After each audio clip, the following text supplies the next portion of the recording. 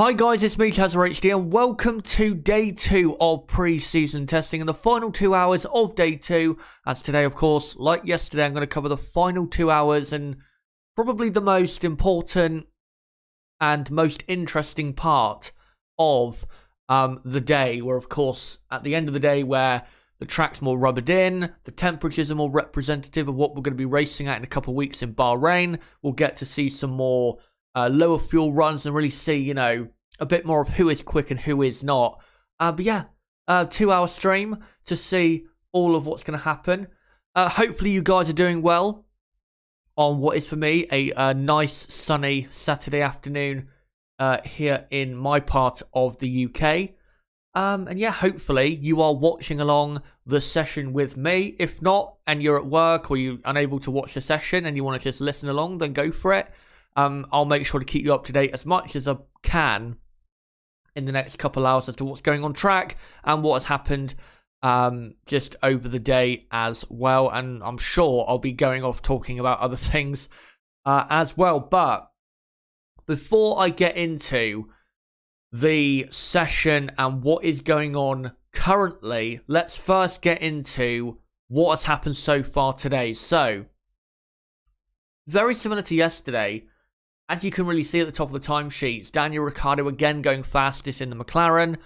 He's not in the car currently. Currently in the car is Lando Norris, who hasn't really done that many laps because of, I think, problems with his steering wheel that he's currently suffering. But yeah, very similar pace-wise in terms of who's, going on top of the timesheets, even though that doesn't necessarily matter that much in testing. Alonso, of course, in the Alpine. Great to see him back. Sergio Perez has had an okay day. He's just been mainly focusing on higher fuel runs, to be honest. Latifi in the Williams has had a much lower fuel and more aggressive run in the Williams and has looked okay. But the biggest story, without a doubt, and it was the biggest story yesterday as well, and it is the struggles of Mercedes. Not pace-wise, because I think pace-wise they still have the best car, and I refuse to believe anyone else has the best car until I am literally proven wrong, whether it's in 2 weeks or whatever Grand Prix this season. But you cannot doubt, reliability-wise and consistency-wise, they are struggling. And with us only having, 3 days of testing, it is, not going well for that team. It really is not. If this was like last year where we had 6 days of testing, or the year before when it was 8 days in total, then it wouldn't be that big of a deal at all. But considering we only have just under 2 hours left of today and then 8 hours tomorrow, and then that's it, not looking good for them at all. So, of course, yesterday they had gearbox problems in the morning, which is why Valtteri Bottas only did 6 laps. And then Lewis Hamilton, I think, had issues with his pedals, which is why he didn't do that many laps initially. Then he got out and did some more laps, but overall, Mercedes really did not do that much running. And they even came out and said that they were, pretty disappointed, basically, that they didn't do as much laps as they could. So this morning, Lewis Hamilton gets out on track, does some running, and then spins off into the gravel trap. And then the car obviously couldn't get out, and then he had to obviously leave the car, and then it was towed back to the pits. And then Valtteri Bottas has got out in the afternoon. Lewis Hamilton, I don't think, went back out again. And then Valtteri Bottas has come out for the afternoon, but has not done that many laps. And again, Mercedes, in terms of laps completed and consistency and reliability, are not looking good at all at the moment. I still think they have the best car. I'm not really... there's... much like all the other teams on the grid, there's not really much to go on in terms of who is, at what point in the pecking order. But I still believe Mercedes will have the best car this season. But you cannot doubt that, the lack of reliability and the lack of consistency that they have had in almost 2 full days of testing is definitely worrying. Hopefully tomorrow, from their point of view, things will just, be a smooth day. I think tomorrow we'll definitely see them going for a lower fuel run. I don't think it'll be a proper low fuel run, but I think tomorrow they'll have to go for a low fuel run because they've not even managed to really do any proper race runs. I don't think they've actually done in a single day so far, a race distance. So, yeah, I think tomorrow, certainly a big day for the team. Hopefully, from their point of view, they can get out for the last couple hours and get some running in. But, yeah, again, from their point of view, not looking good on reliability and consistency basis. But I still think they are the team to beat, without a doubt, in 2021.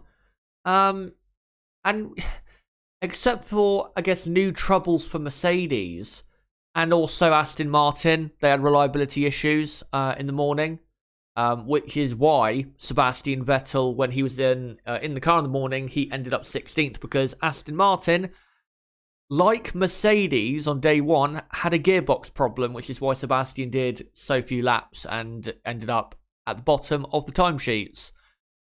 They have, though, thankfully got out in the afternoon. Lance Stroll has actually just gone up to 7th place. So I'll update that in just a moment. I wonder if there's maybe some sort of connection between the Aston Martin gearbox problem and the Mercedes gearbox problem, because of course they are quite interconnected, those teams. But other than that, it's very similar to yesterday in terms of who's looking good and who isn't, and who, is appearing at the top of the timesheets and who's appearing in the mid-pack. It's, again, very similar to yesterday. So, yeah, with that all done, based on, what's happened so far on day 2, let's get into the final hour and 53 minutes of this day 2 session and the afternoon session.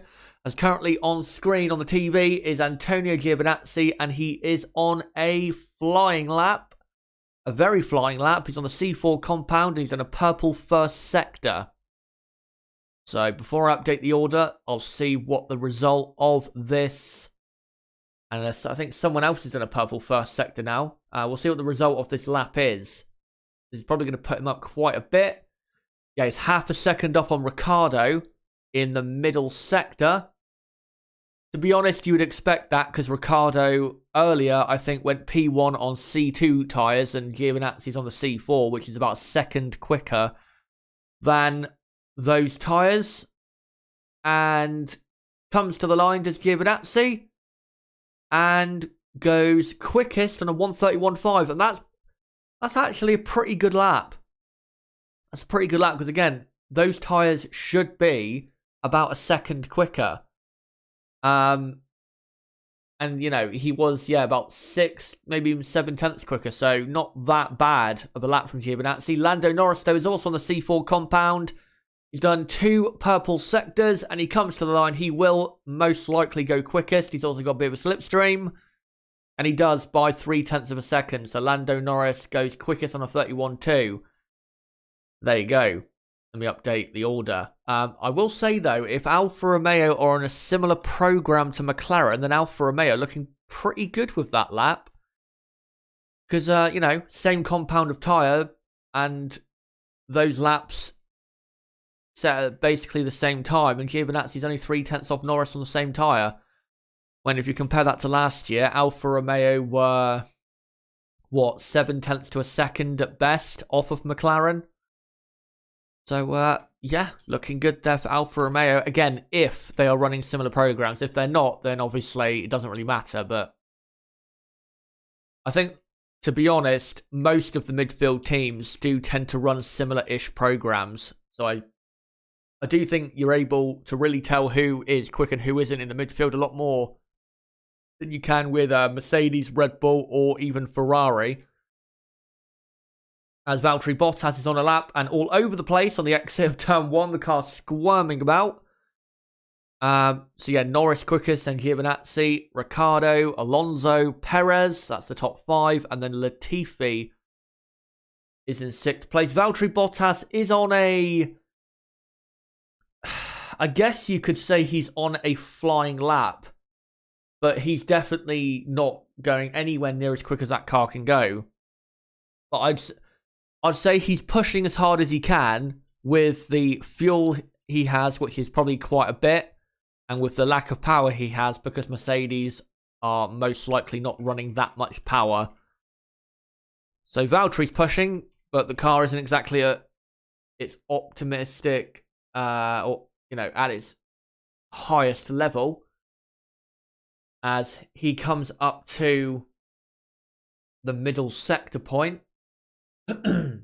And yeah, about 1.3 seconds off Norris. Norris, of course, on 2 compound softer tyres. So there should be about, a second a lap difference between those 2 tyres. And then Mercedes, as I've said, are probably running quite a bit more fuel than everyone else. And Valtteri comes to the line and goes 10th. 1.6 seconds down.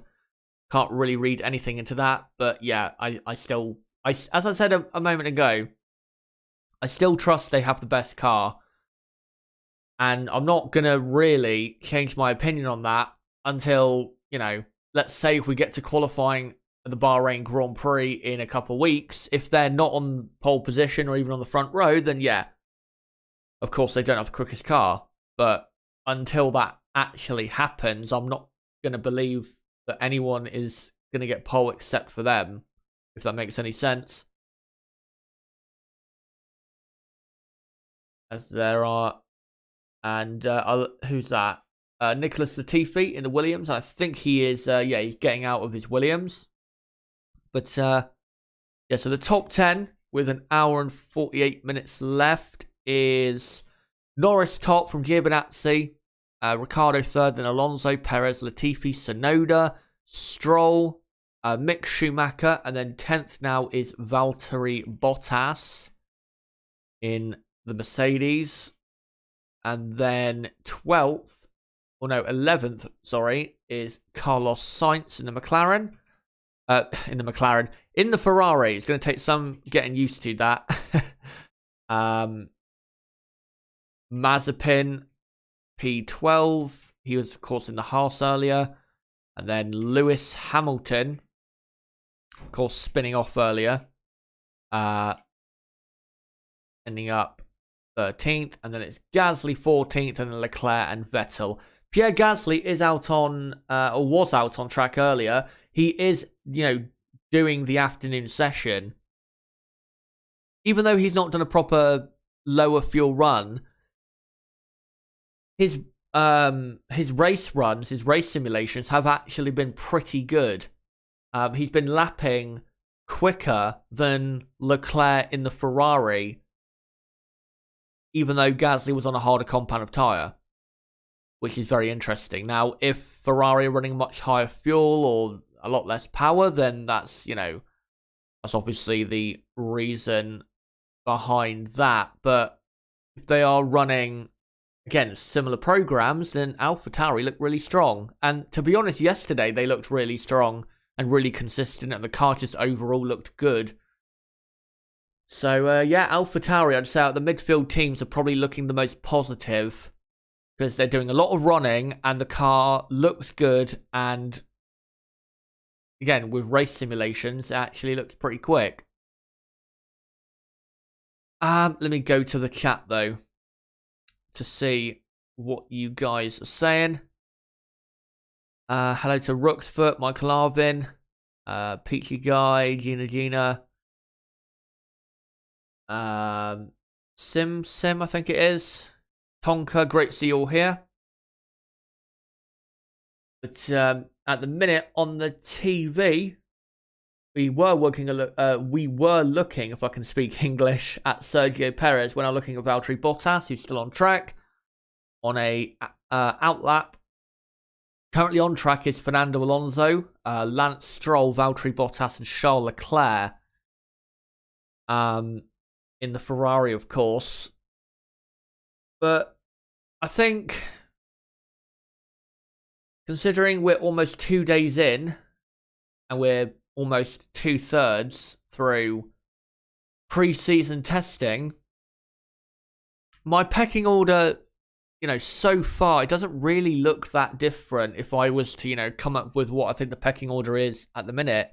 I still think Mercedes have the best car. I'd say Red Bull are definitely second. And then third would definitely have to be McLaren. I think McLaren are looking pretty strong. I don't think McLaren are going to be fighting for podiums consistently, but I think McLaren do look pretty good. You can just tell with them, as soon as they've come out the blocks, they've just looked good. Maybe they've not done as much running as they would have wanted to, but the car does look good, especially when they do some lower fuel runs. And then after that, I mean, Aston Martin haven't really done proper lower fuel running yet. It's hard to say with them, but I still think they'll be up there. Ferrari, I don't really know about Ferrari because, again, they've not really done proper low fuel running, so I can't really say they're going to be any different from where I, think they're going to be in 2021. The only two teams I see being either a lot quicker or maybe higher up in the constructors table, based on what I've seen so far, is Alfa Romeo and AlphaTauri. AlphaTauri look like they are continuing off where they left off in 2020, because you remember in 2020 they had, in the last 4 or 5 races, probably the top 5 cars on the grid, I would say. Imola, for example, which I think was the 4th to final race, they were probably the best midfield team. And then there was a Grand Prix, I think one of the Grand Prix in Bahrain, where they had both cars in the top 8 or top 9 on the grid.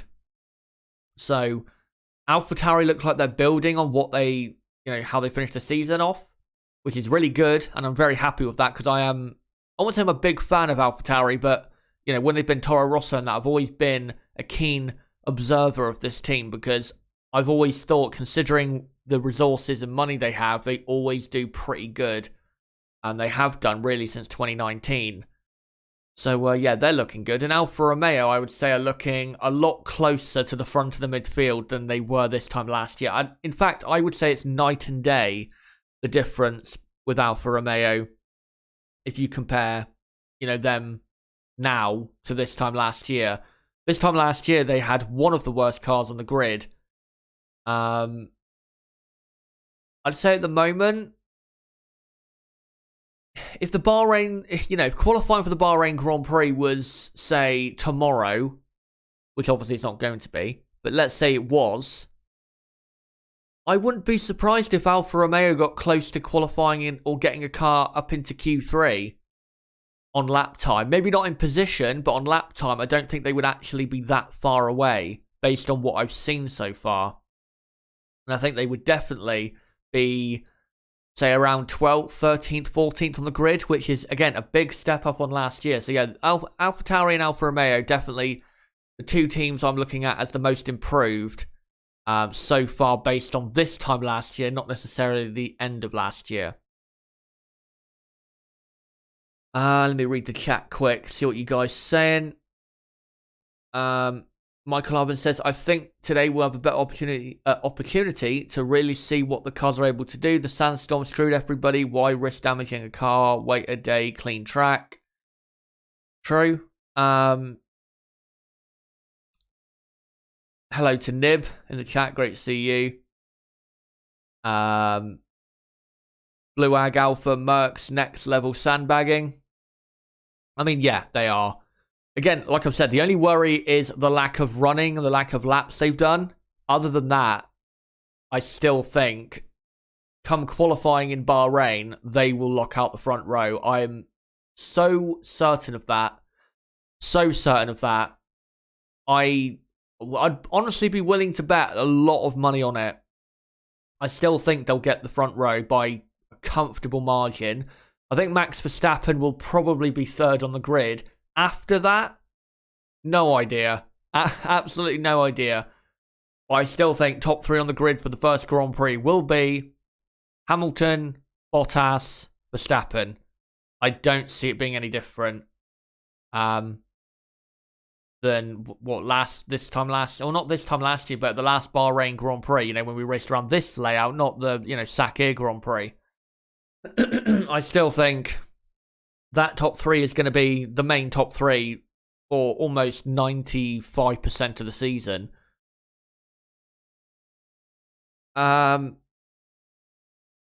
Nib says, Merca sandbagging, obviously, but that loose rear end will be a concern for them. It definitely is loose.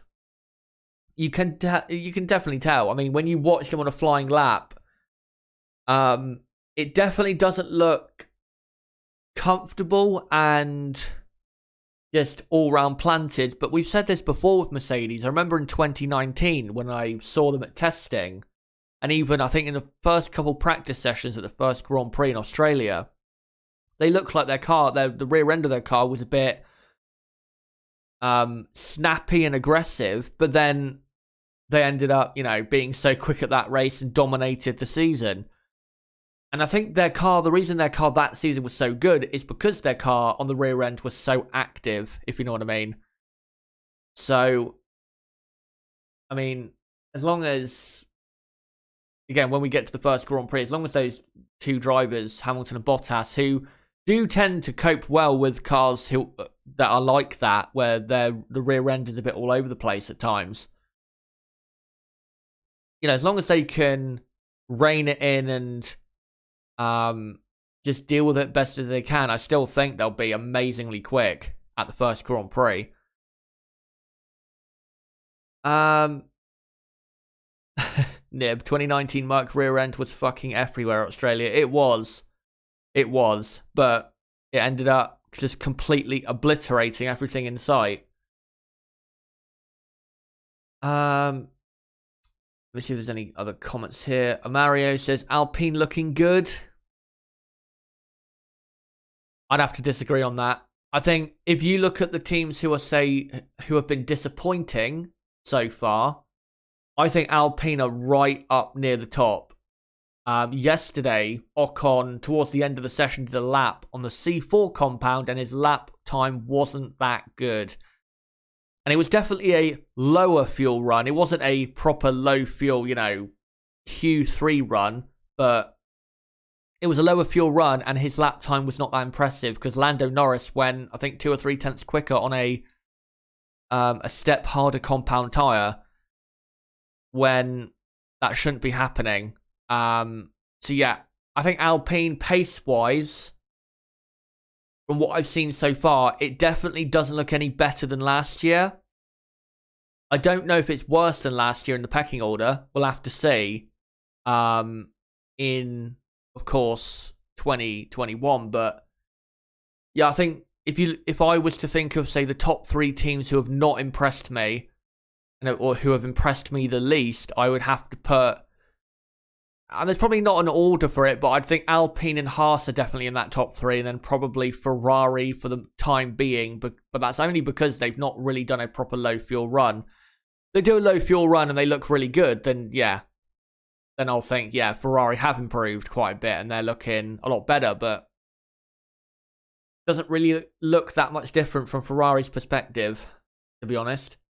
I will say, though, for Alpine, reliability is very good, which is great news, because they did have quite a few reliability issues last year, despite having, at times, a very quick car.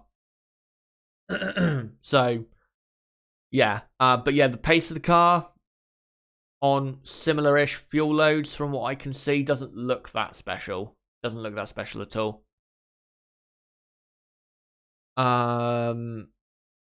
Does Bottas have 1-year contract like Hamilton, or is he secure for 2022? I don't know. I can't remember. I think he only has a 1-year contract, like it has been for the last couple of years. I'm pretty sure that's what it is. I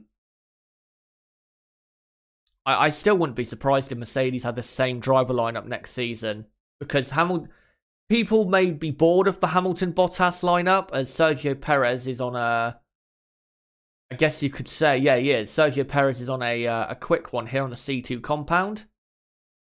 And a green, improved, personal best, first sector, whatever you want to call it.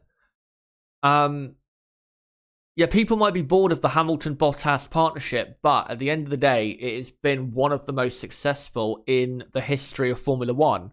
Very similar to the Michael Schumacher-Rubens Barrichello partnership. And the reason that partnership at Ferrari lasted so long is for the reason I just said, because it was so good. So I wouldn't be surprised if in 2022 they just kept Hamilton and Bottas, because it's clearly a great driver lineup that works, so I don't know why you would really go for something different. As Perez has done the first 2 sectors and is about 0.6 of a second down on Lando Norris. So if they're on similar fuel loads, this is a good lap for Sergio Perez. Nothing special though. But definitely... And yeah, he goes up to P3, about 0.6 off Norris on 2-step harder compound tyres. So yeah, that's a good, very good run for Perez. Again, it's nothing special. It's nothing like, oh my god, Red Bull have got an amazing car or anything. But that's a good run for Perez. And I think it clearly illustrates that Red Bull are looking... If you compare them to, say, the upper midfield pack of McLaren and Aston Martin, I think Red Bull are looking like they've maybe pulled the gap by a couple tenths. But I still don't see them near Mercedes, though. So, Norris is still first, of course. Then it's Giovinazzi, who's on an outlap on another set of C4 tyres. So, we'll see what he does on that. Perez is up to third. And then it's Ricciardo fourth. And then Alonso is in 5th place. And then the rest of the order is as it was. As Mick Schumacher, Antonio Giovinazzi, who has crossed the 100-lap mark. He's now on 104 laps completed, is the Italian. And he's now going to start another low-fuel run. So let's see what he can do. As he gets a bit bulked there by the Williams of Nicholas Latifi and backs off. So that was a complete fucking waste of time. Yeah. That Williams just didn't appear at the best time for Antonio there. Let me look at the chat quick. As Valtteri Bottas on the TV being wheeled back into the pits. Super Kev says, strangely, Ocon had most of the reliability issues in 2020 for Renault. I think I kind of understand what you're trying to insinuate, but I don't really think that matters. Michael Arvin says Bottas had 1 more year with Hamilton and 2 years with Russell. Wobert, if I'm mispronouncing that, then let me know. Someone who I have to say very active in the Discord server and one of the regulars, one of the people who's always in there talking F1 and talking motorsport in general. By the way, if you want to join the Discord server, link below in the description. It's very active even at the moment. And when the season gets going, it will probably be mental. So if you want to talk F1 with a load of different people, even people who don't share the same opinion, then yeah, join the server. Link below in the description. We have, nearly 500 people in there. He says, I think both Mercs have 1-year contracts. I think Lewis and George is likely for next year. I would like that. I think that's what I'm hoping for from Mercedes, is that lineup. But I still wouldn't be shocked at all if they went for Hamilton Bottas again. And honestly, I still think they will go for that, because unless Mercedes stop winning, why again break up a winning partnership? The only reason the Schumacher-Barrichello partnership, for example, back in the day broke up was not because Ferrari tried to break it up, it's because Rubens Barrichello left because he was sick to death of being a number 2 driver. So he decided to go be a number 2 driver to another good driver in Jenson Button at Honda and later Brawn. Yeah, unless Mercedes decide to get rid of Bottas, then I still see it being the same. If, for example, if Mercedes say to Valtteri, we want to keep you on for another year, I don't see Valtteri saying no. I mean, why would he? He's in the best team probably ever. Why would he say no? We do, though, as I look back to the TV, have Lance Stroll on the Aston Martin on the C3 compound of tyre.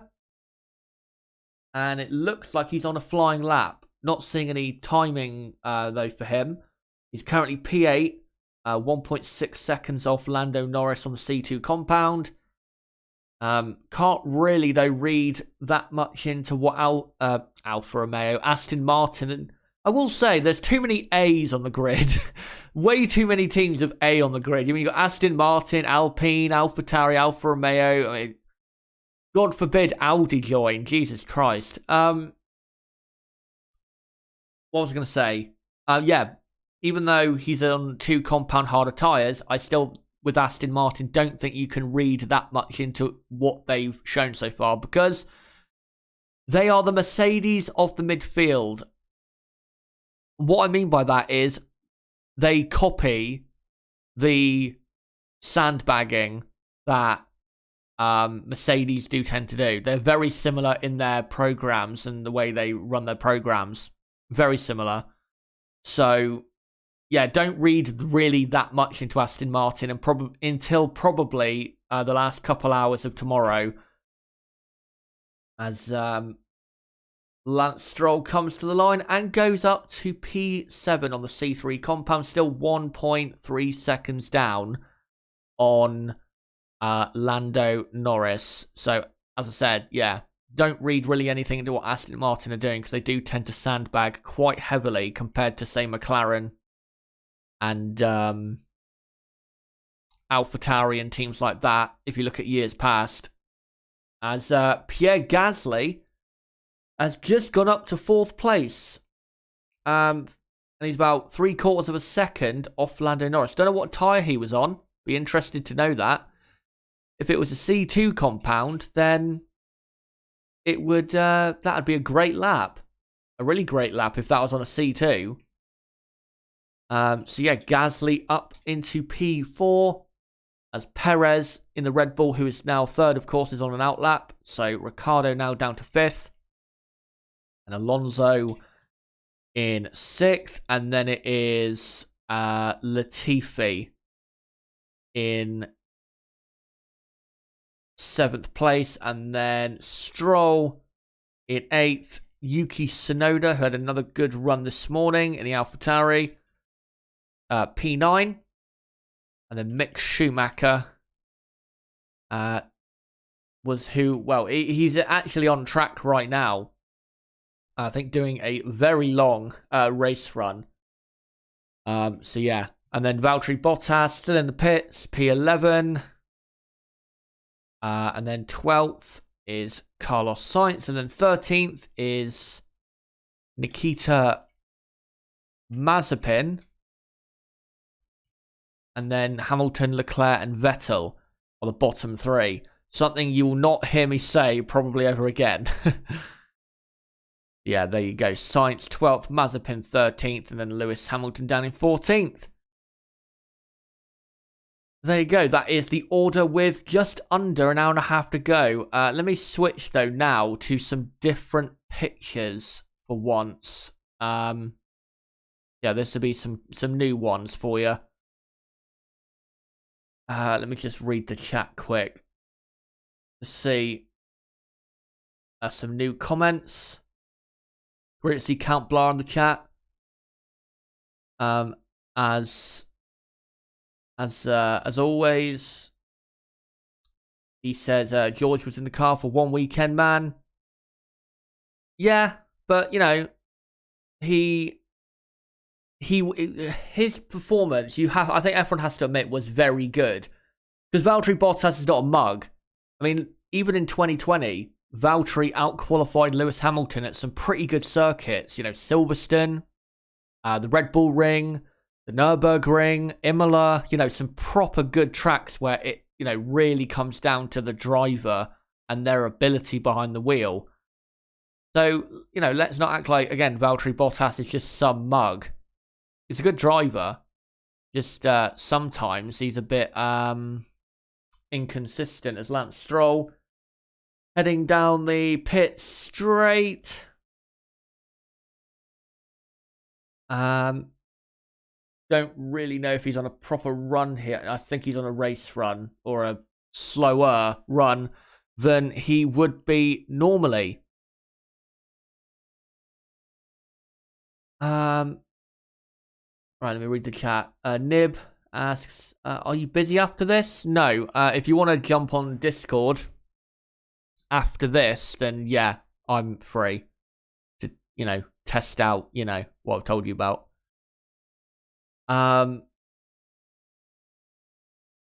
Super Kev, it makes me feel old seeing MSC on the timings. Seems like yesterday I was watching his dad race. Yeah, it's a bit reminiscent seeing that for sure.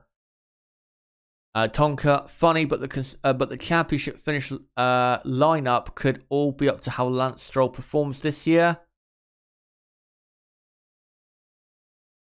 Do you mean the drivers championship, or do you mean the constructors? I think if you mean the constructors, I totally agree. Because if Aston Martin have a car this year that is, say, a bit closer to the front, but still kind of in the same area of the grid as it was last year. And when I mean closer to the front, I mean closer to the front on pace, not on, in the pecking order or on the grid or anything like that. Yeah, I'd agree with that, because Racing Point last year would have finished in third place if Lance Stroll had a mostly good season. But the problem with Lance Stroll last season is half of the season was really good. The other half of it was the old Lance Stroll, the poor Lance Stroll, the Lance Stroll we all don't want to even remember. If you think back to the race in Portugal, for example, that was a key race for the team, and he just completely threw it, all away with stupid driving almost the entire weekend. So, yeah, I agree with you when it comes to the constructors. I think if Aston Martin have a similar-ish car to last year, and Stroll is a lot more consistent, then you'd think they would be third in the constructors for this year. But not as simple as that, because I'm sure McLaren, Ferrari, and maybe Alpine will have something to say about that. Count Blah, I think Bottas said they were on some project too that weekend during quali. Race, are Mercedes in trouble? No, they're not. From a reliability standpoint, possibly, but from a pace standpoint, no, not at all. They still have the best car.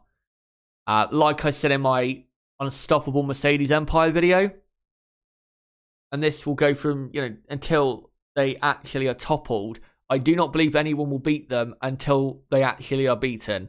I'm not ever going to come on a live stream before a Grand Prix or a qualifying session and say, you know what, I think Max Verstappen's going to get pole, unless he's in Mercedes, of course.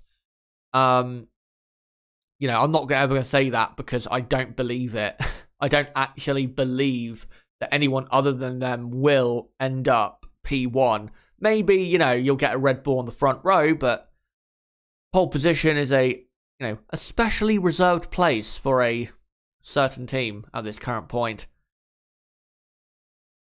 And you know what? Nib in the chat makes a great point, and it just shows you how dominant they've been. And Nib says, this is the most in trouble we have seen Mercedes in preseason testing in the V6 hybrid era. That's how dominant they've been. That this is the absolute, like Nib said, the most trouble they've been in. And they're still looking okay.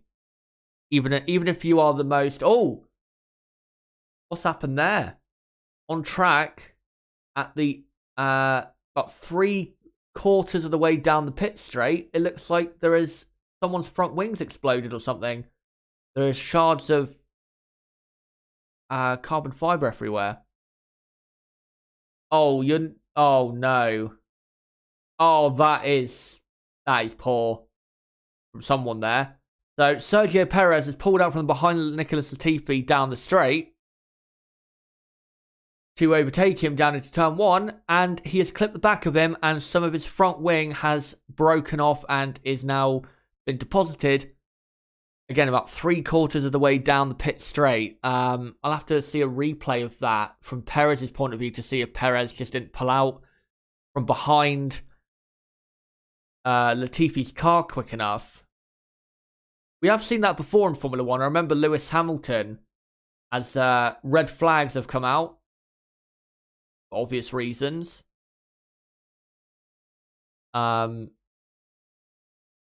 I can't remember if the time freezes or not. No, it doesn't. So yeah, there's still an hour and 20 minutes to go.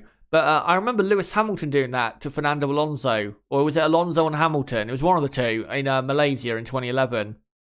Where they were desperately trying to pull out of the slipstream. But it was almost, they were so close and were so sucked in by the dirty air. They couldn't get the front end to actually pull out from behind of the car, and just ended up taking their front wing off on the rear tyre.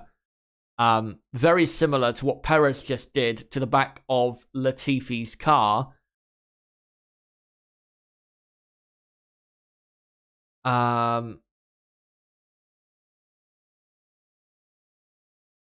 Let's see. Nib is saying it's the engine cover. Is it? I don't understand how the engine cover could break off there. Or if they not even made contact and it's actually just Sergio Perez's car has fallen to bits. Oh, it is. Yeah. I didn't actually see that on the replay. That's so weird. That's so weird. Because when you look at that replay and you see... Because Perez, as he literally pulls that from behind Latifi's car, then you see all the debris fall off. You assume, or I assumed, that it was because they made contact, like slight contact, but no. Just coincidence at that exact point, when he was right next to a car, Sergio Perez's engine cover has just completely exploded and fallen off. And I'm sure Honda won't be impressed or happy about that, because of course revealing, you know, maybe some secrets of the Honda power unit there to all the other teams, as Latifi comes back into the pits. So now all the cars back in the pit lane as they clear the engine cover off of the track. But yeah, that is a weird thing to see. I think the last time I remember that happening was Max Verstappen at Monza in 2015. I think of the Toro Rosso. His was a lot more dramatic though. His literally just flew off. Like his entire engine cover, I think, just flew off onto the track. Yeah, very unusual to see that, but at least it's happened in testing. I mean, you know, could you imagine if that happened in a Grand Prix? That would be an unbelievable disaster for Red Bull if that happened in a Grand Prix. Let me see if I can just go on Twitter and get a picture of it to show you guys, as Red Bull mechanics are now just wondering what the fuck has happened. No pictures at the moment. I will try and get one up on screen though before we finish. I'm sure I'll be able to. But yeah. That's very unusual to see that. Just an exploding engine cover. Let me look, see if there's any comments in the chat I've missed. Whilst we've got a red flag. Someone clipped that. I think that's me saying I don't believe Mercedes are never not going to win a Grand Prix. Ed Cantwell, great to see you, by the way, mate. Says Mercedes are pioneering sandbagging right now. They pioneered it a long time ago. I honestly don't think anyone will ever forget. Once Mercedes, and they will eventually, Mercedes are not going to win every single championship for the next 30 years, let's be honest. Even me, who thinks Mercedes are still going to win championships for the next 10 years, I don't think it will go on for 20 or 30 years. I'm not that much of a, you know, not that pessimistic, I guess you could say, when it comes to the situation.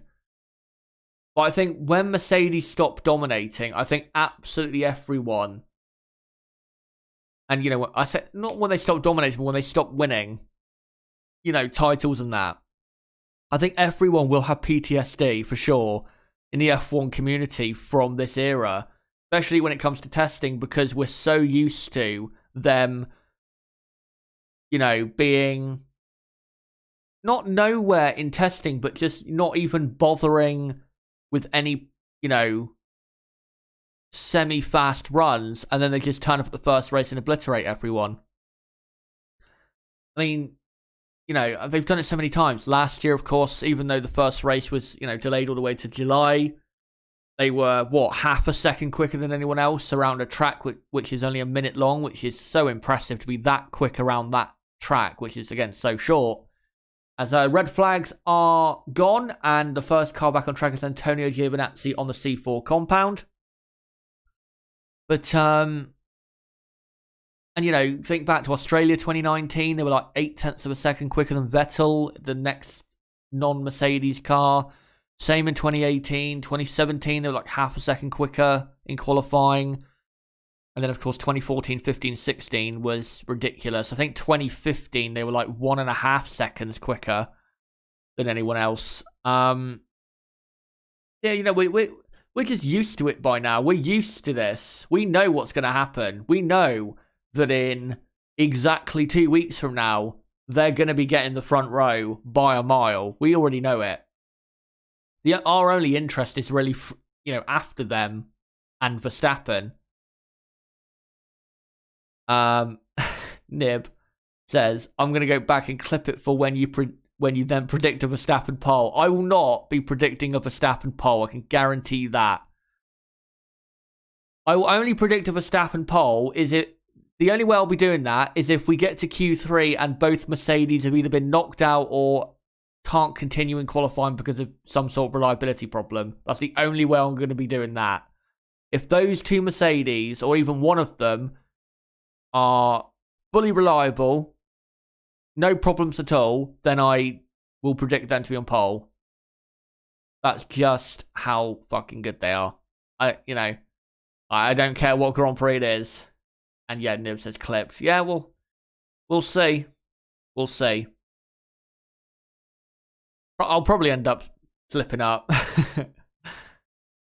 I will say though, if I do hope people will remember what I said in my or in our the podcast me and Nib did, where we got into our early 2021 predictions.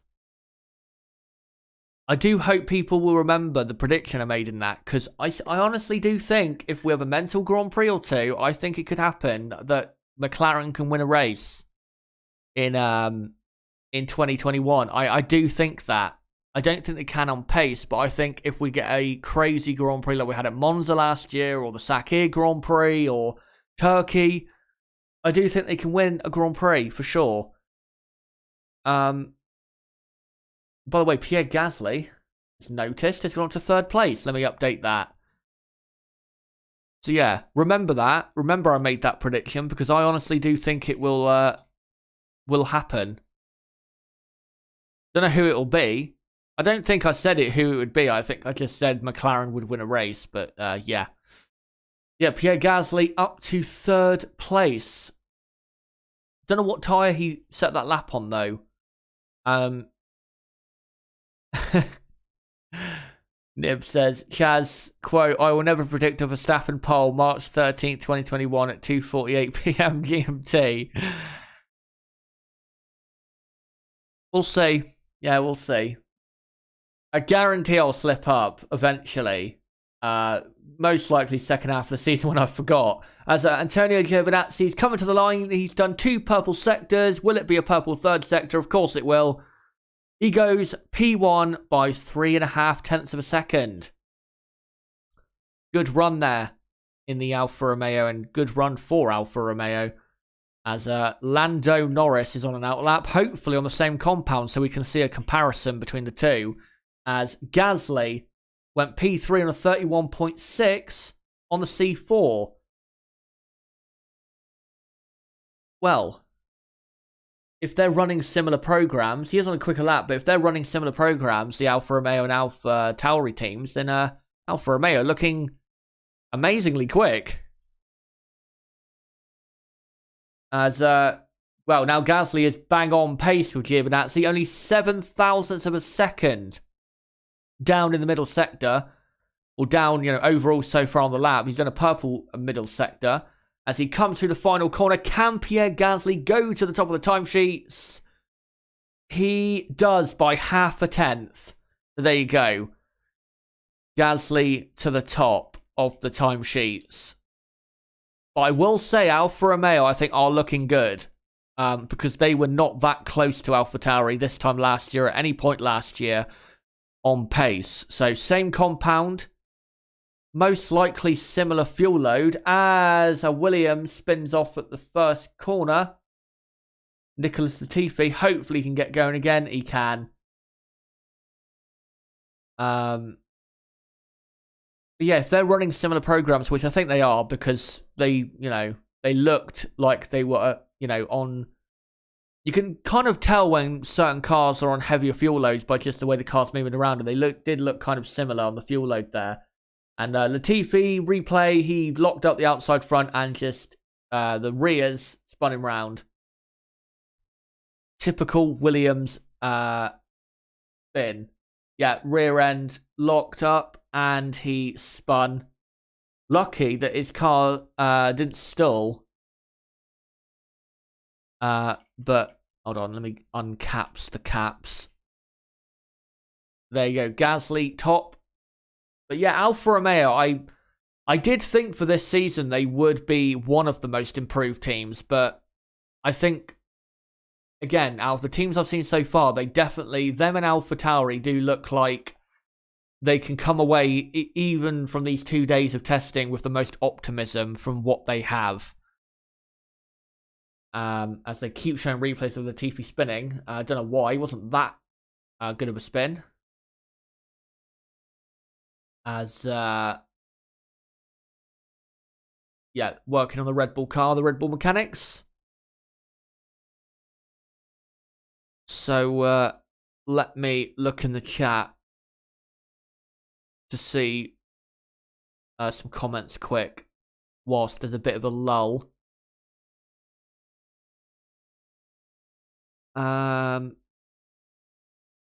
Just Wobert says, I think there was a similar incident with one of the Force Indias a few years ago with the engine cover. I can't remember. Honestly, I can't remember. Michael Arden says, McLaren, Red Bull and Aston Martin will win a race each this year. That'd be a mental thing if that happened. Those three winning a Grand Prix. It would be a great season if we had, 3 or 4 teams winning a Grand Prix like we had last year. And I will say, with 2020, yeah, Mercedes had an awesome car and dominated the season, but I still thought last season was a really good season and really exciting. I wasn't bored of 2020. 2020 was very exciting, especially in the midfield. I wouldn't mind if we had the same season again, to be honest. As Charles Leclerc is on a proper run now. Only 6 tenths down on Pierre Gasly. Through 2 sectors. He is on a harder compound of tyre. But I will say, I was expecting them to go a bit quicker than this. And final corner, he goes a bit too wide. Would have lost probably a couple tenths doing that. Comes to the line, 1.1 seconds off in P5.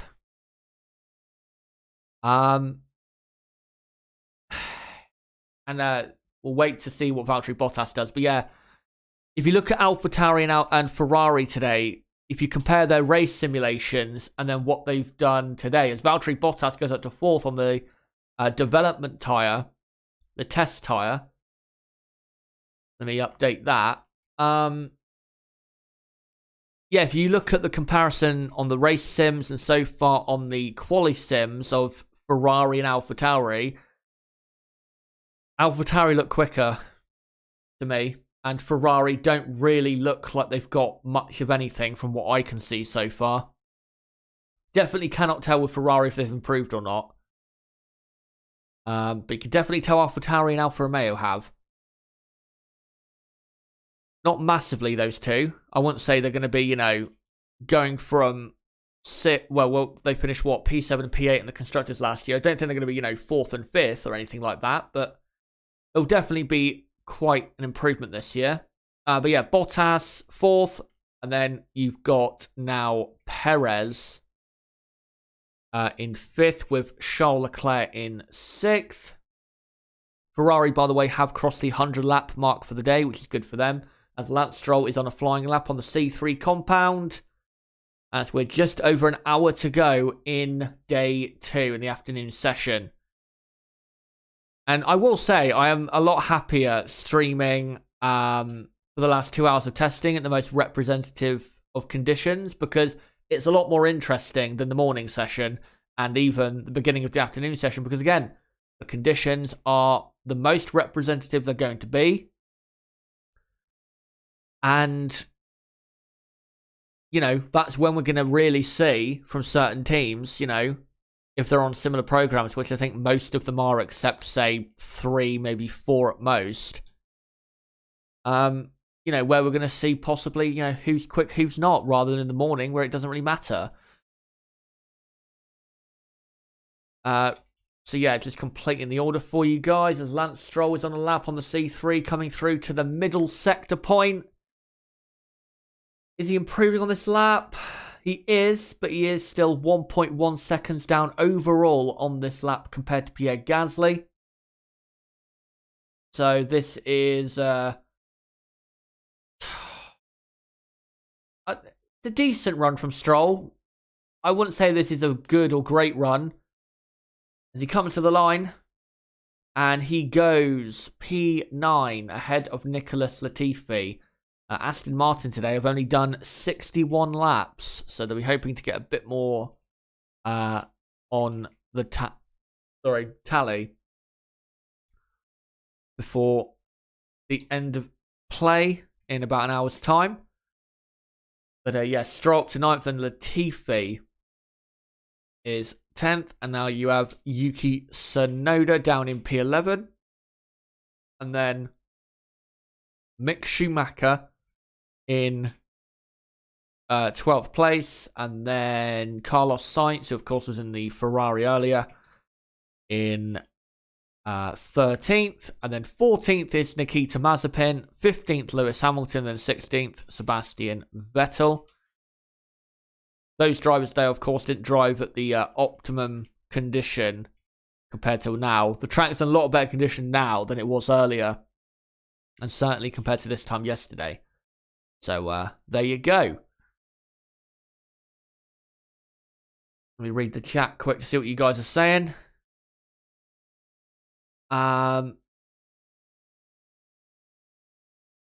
Blade asks, Chaz, do you drive yourself? No, I don't.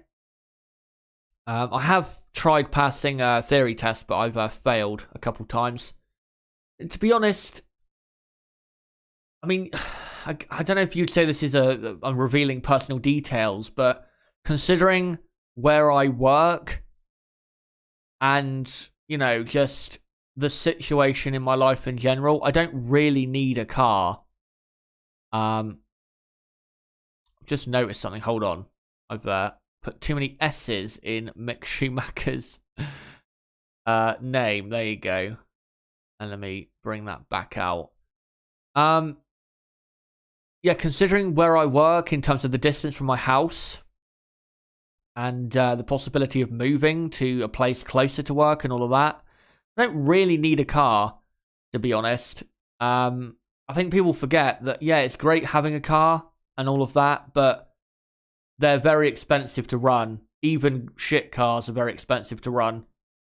So I'd rather keep the money and, you know, build up a lot more, you know, savings than splash it on a shit car and pay tons of money in, you know, loads of stuff. So,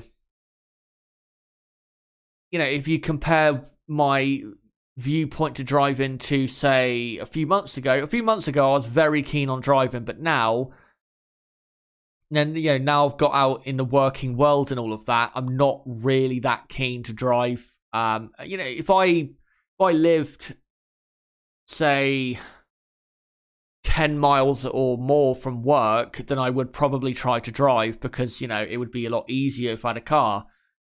But my work is only, 4 miles away and is easy to get to. So, yeah, considering the time we are living in financially, I'd rather keep the money than splash it out on a shit car. As Valtteri Bottas comes through the final corner, he's still on the development tyre, so can't really say in comparison to the others how he's doing. He does improve for 1 minute 31.2. Pushing a bit harder is Valtteri, but again, because he's on that tyre, we cannot really compare him to, you know, the rest. As we are now entered the final hour of day 2. So let me go back to some other pictures from earlier. I just want to say, though, don't forget, guys, to subscribe to the channel and hit the notifications bell for more content like this, because tomorrow I will be live at the same time, 2 p.m. UK time, for the final 2 hours of pre-season testing. And then, if my throat will work, as well, I'm going to be staying on an extra half an hour as well tomorrow to do a kind of a quick review of the teams, you know, in testing. So yeah, that's what I'm going to be doing tomorrow. You know, watch along for the final, if I can speak. Final couple hours of testing tomorrow. And then there should be a podcast coming out next week, which is going to be me and Nib reviewing testing and just everything that happened. And if Nib, I know you're listening, what I've got written down as topics is obviously, you know, we're going to go through all the teams, but also a review of the certain technical pieces on certain cars. And predominantly it's going to be focused on the flaws because, of course, those are the biggest difference from 2020. So, yeah, that's the plan for the next week or so. Is, you know, obviously finishing this streaming tomorrow, and then a podcast reviewing absolutely everything of testing and making sure you guys know absolutely everything of what happened and are best informed, so you can be completely wrong when the season starts. Yeah, so yeah, that's the plan going forward. So yeah, don't forget to subscribe. Bottom right of the screen, you can do it right there, or go to my channel page and do it there. Smash the like button as well. Do not forget to share this video as much as you can, and, you know, everywhere you can as well. As on track, Lando Norris on the C4 compound has gone faster than Pierre Gasly by, I think, 0.02 of a second. Wasn't a purple first sector, but it was a good first sector for sure. Pierre Gasly, I think, is on an improved run. Don't know how much he'll improve by. Goes, well, beyond the track limits, in my opinion, at the final corner, but not in the FIA's opinion. And yeah, he does go slower by 0.3 of a second. Lando Norris, though, is 1/4 of a second up on Pierre Gasly through the first 2 sectors. So Lando Norris, as long as he gets the final corner right, he will go top, probably by 1/3 of a second. As he comes through the final corner, looking fine. And Norris goes, yeah, 1/4 of a second quicker. So Norris is back to the top of the timesheets, as expected. Yeah, McLaren still looking definitely good. Don't know how good they are, but they are definitely looking good. I don't think anyone can doubt that for 1 second. So Gasly down to second, of course, and then Antonio Giovinazzi is down into 3rd place, with the rest of the order as it was. So, let me read the chat quick. Let me look at the chat to see if I've missed any. Let me just see where I why am I umming so much? Let me just see where I left off. I think it was this comment from Blade. Yeah, that's where it was. Super Kev, technically the cars should be slower with less downforce, but we know the teams will claw back some of the losses. Thoughts? Yeah, you're bang on. By the end of the year, these cars will be the quickest in history. They'll be going quicker than 2020 for sure, because they're so good, these teams, at clawing back performance. Just Wobit says Mercedes will be testing a general setup because that has more useful data, while other teams may test a track specific setup, so they'll be better on this track. Tonka says I retire in 9 months and I'm going to go drag racing. Good for you. And he says a 1979 Mustang with a Chevrolet 5.3 litre transplant. 600 horsepower on all motor, 1,000 on nitrous. Cannot wait. That sounds absolutely mental, but yeah, go for it. Nib in the chat saying he hasn't really looked at the cars in any detail. Well, you better get looking.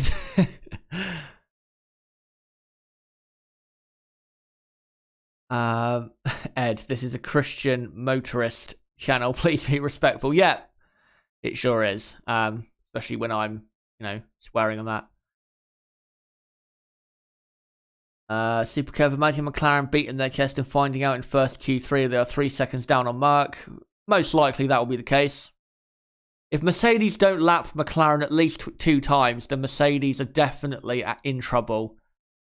There's no doubt about it. If they're not lapping one of the Red Bulls 1.5 times, then Mercedes should probably consider leaving the sport because, what's the point? What's the point? Where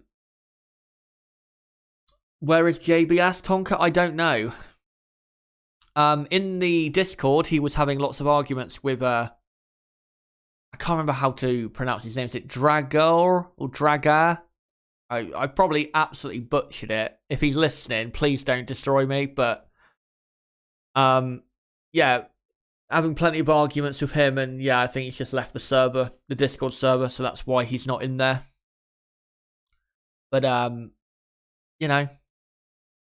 think I will say this is kind of a private thing. Maybe I shouldn't be saying this on the channel, but there's been lots of arguments on the Discord server in the last few months. Most of them have been fine, but I do think people on that server do need to grow up a bit. Not massively and not in a bad way. I'm not saying that in a bad way. What I'm trying to say is they need to understand that, you can't just resort to insults when people don't automatically agree with your opinion. You need to learn to disagree with people. So, there are some people in there, they do need to learn how to disagree with people. And they do also need to learn that, again, if you start resorting to insults, then you have, one, you've lost any debate. And secondly, you are just stooping to another person's level if you do believe that they are, arguing from a lower position. It's just stupid, insulting people. It's so stupid. Anyway, back to the track. Antonio Giovinazzi is on a flying lap. Lots of correction oversteer through the penultimate corner. He's on the C5 compound, but he's not really going that quick. When he should be going... Well, he should be probably going quickest by a couple tenths of a second, if I'm being honest. Comes to the line, and he goes second. About just under 2 tenths down on Lando Norris. Considering what he did on the C4, I would have expected him again to go a couple tenths quicker. So I'm hoping he'll go for another run on that tyre because I think there's a lot more considering what fuel he's on in that. Giovinazzi, so yeah, up to second. I really hope Antonio has a good season because I really like the guy. I think he's a really great guy. I think he's a really good driver. If you out-qualify Kimi Räikkönen over the course of a season, you've got to be a very good driver, even for the Formula 1 level. Kimi's still a very good driver as well, so I think people really overlook that. Kimi Räikkönen, 10 years, or not even 10 years, 15 years ago, used to be one of the best in the grid, or on the grid, and used to be a formidable opponent for anyone on track. So, and you know, he still is in that midfield pack when the car's working. So, yeah. Valtteri Bottas, though, is on the C4 compound. Are Mercedes pushing? It can't be. Well, he's done a slower first sector than his personal best, so maybe he's not pushing that hard, or... Well, actually, he is pushing quite hard. Maybe he just made a mistake. As he comes through, and there's a car ahead of him, it is Antonio Giovinazzi. Bottas passes him. And runs wide on the exit curb. That's a very tough corner to get right, because especially if it's a windy day, because the wind just blows you out towards the exit and even off the track sometimes. So, tough corner. But this lap is a scruffy looking lap from Valtteri Bottas. So, yeah, no improvement coming here. Unless he literally cuts the corner at the final corner. Leclerc, though, he's on the C4 compound and a personal best first sector. Bottas comes to the line and, yeah, doesn't improve his time. Actually, he goes 0.4 of a second slower than his time on the development tyre. Charles Leclerc, let's see what his middle sector time is like. It is not good at all. It is 0.8 down so far on this lap on Lando Norris. This is really not a good lap. He must have made a mistake, or at least I hope he has. Comes to the final corner. Car looks, again, running wide at the final corner. The Ferrari's just understeering wide on acceleration. And he does go up to 5th, but that's a poor lap. That's a really poor lap. 1.3 seconds down on the same compound. And if Ferrari are, again, on similar programs to McLaren, then, yeah, that is a really disappointing lap. And the car did not look that good at all.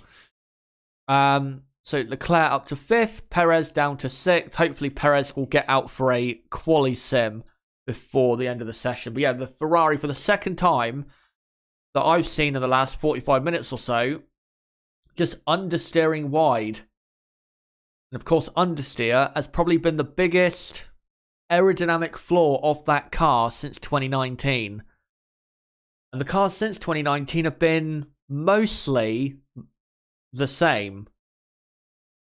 So, yeah, that is not good to see. Pierre Gasly, though, he's on the C5 tyre. 0.005 of a second down so far on Lando Norris in the first sector. Passes the slow Leclerc.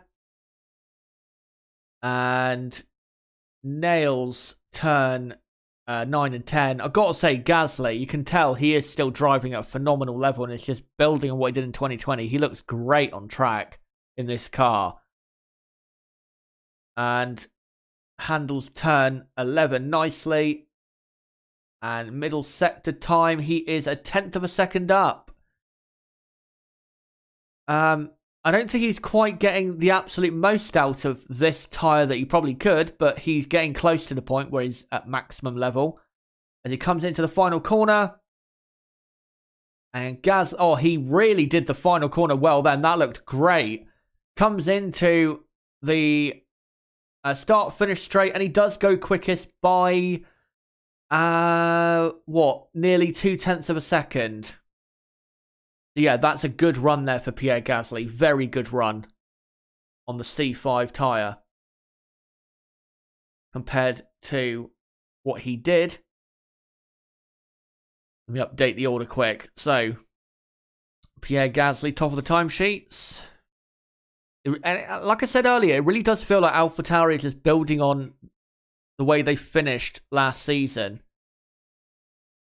And if they can start the season off how they finished, and then build even on that, then yeah, they could be contenders in that midfield battle. There's no doubt about it. They were very strong at the end of last season. And if they didn't have that bit of a lull that they had at the start of the season in 2020, I think they would have beaten Ferrari in the Constructors, because they had a quicker car, but they just didn't start as quickly as they ended. By the way, thank you very much to Michael Arvin in the chat, who has donated $9.99. and says, to hear Chazza say Kimi is the best driver ever. Maybe not the best driver, but he's my favourite driver. Probably of all time. I just love the guy. I wouldn't say he's the Zlatan Ibrahimovic of F1 because I don't think Kimi is arrogant, but he's very similar in terms of the way I love Zlatan. I just love the pair of them. They're just absolute gems. As Perez goes wide at turn 1. Didn't see a lockup, so must have just carried too much speed in and then understeered a bit. Yeah, that lap is blown on the C2 compound for Perez. Let me see if there's any comments here I've missed. Rooksfoot says, test tyre is supposed to be identical recipe to one of the normal compounds, but made in Turkey, not Romanian factory. That's the thing, but what is it identical? What compound is it identical to? That's what we need to know. Is it identical to the C4 or the C3? I don't know, and we need to know at least for the next day or so. When we get into the actual season, then it doesn't matter, of course, because I'm going to bring that tyre to the grid. As Mick Schumacher is now on the circuit, and he is on the C3 compound. Charles Leclerc's on an outlap as well. Sergio Perez on track, probably going to go for another run. Nicholas Latifi, I think, is doing a race run in the Williams.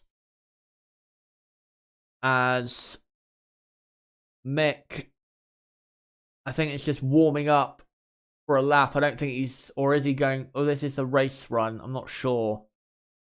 He's looking up the inside front, so I'm going to assume this is a race run for Mick Schumacher. Yeah, it is. Pretty sure it is. As Leclerc is behind him in the Ferrari, preparing for another flying lap. Hopefully, it'll be a flying lap where he doesn't make really any mistakes, and we can see a mistake-free lap. And yeah, Mick Schumacher is on a race run, and not going very quickly, I have to say. And yeah, Leclerc charging his battery, and now he'll give it some into the final corner. Let me see if there's any comments I've missed. Don't think so. No. Right, let me get back and look at the TV. So Mick Schumacher, yeah, replay on the TV of him locking up, as we saw. Yeah, that Haas car, it does look poor.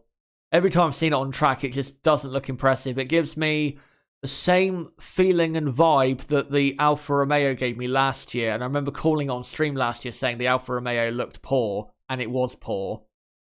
The Haas looks exactly the same. It just looks like a bad car. As Stroll is starting a lap, I think, on the C3 compound. And he's got two cars coming out right ahead of him who need to get the fuck out of the way. And it is Alonso and Mick Schumacher. As Sergio Perez goes up to 5th on the C2.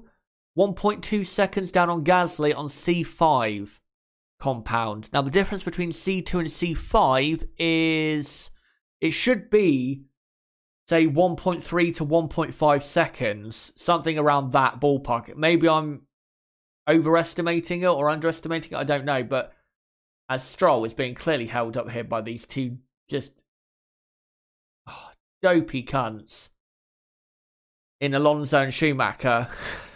Maybe I shouldn't have called them that, but I'm sorry, but that was so stupid. Having a race of their own while Stroll's on a flying lap, and then Alonso just goes off the track, realising there's someone behind him. Jesus Christ. Come on. So yeah, Perez 1.2 down on Gasly, when the difference in tyre is probably, again, 1.3 to 1.5.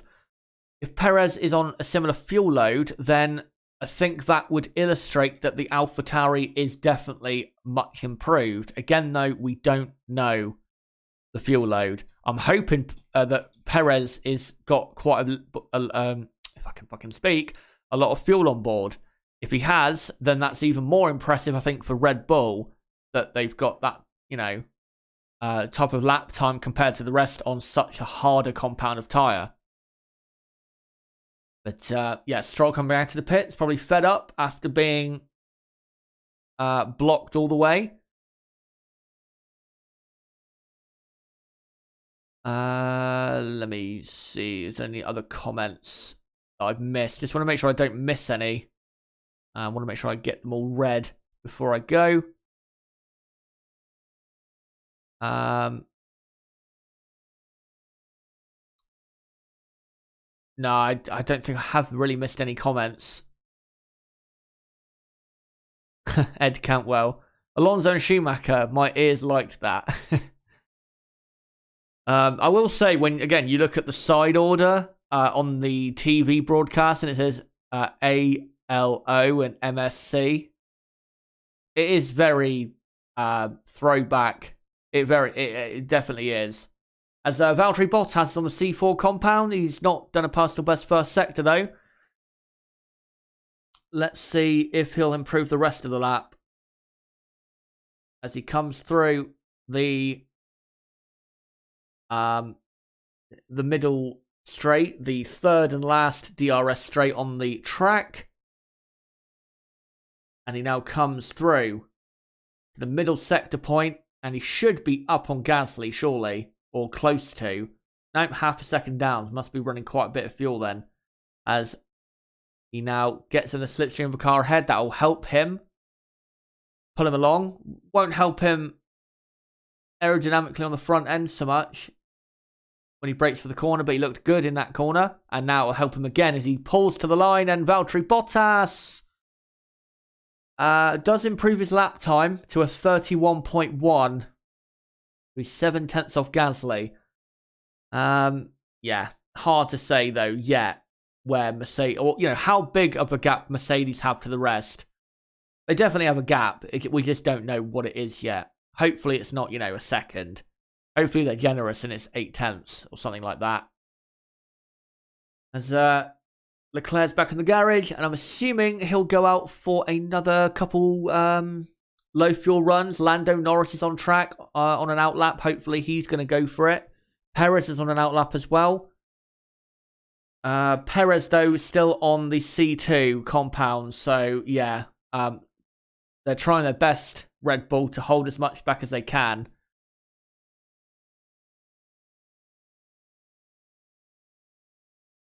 As he comes into the final corner. And hopefully, is he coming into the pits? No, he's going to go for a proper run here, is he? No, he's on a race run because he's not opening DRS. Perez just doing some laps on the hard compound. Hopefully, the TV will cut to the milkman, Lando Norris, in a moment so we can see his lap. And hopefully, he's on a C5 so we can see a proper comparison compared to Pierre Gasly. But we're not watching him at the moment. We're watching Perez. Again, I got to say, like I said yesterday, the Honda logo on the back of the Red Bull looks great. And again, like I said, it reminds me of a 2004 BAR. It's, yeah, it looks really good. The Aston Martin logo looked good when it was there, but the Honda one for me looks better. As so Norris is on the C4. Well, if he goes quicker than Gasly, I think we can definitely say McLaren are looking very strong. Because it should be, Norris, if those two cars are on similar fuel loads and are similar on pace, then Norris really shouldn't be going, massively quicker. But no, he's coming back into the pits. Lance Stroll is now on an outlap, as Alonso and Mick Schumacher are on race sims at the moment. Michael Arvin, why do you call him the milkman? It's the meme. The milk meme that Lando Norris has. Just put in Lando Norris and milk into YouTube and you'll see what I mean. As he's doing a practice start at the end of the pit lane, Lando. As Charles Leclerc is out on track on an outlap. And doing a practice start as we have about 35 minutes left here on day 2 of testing.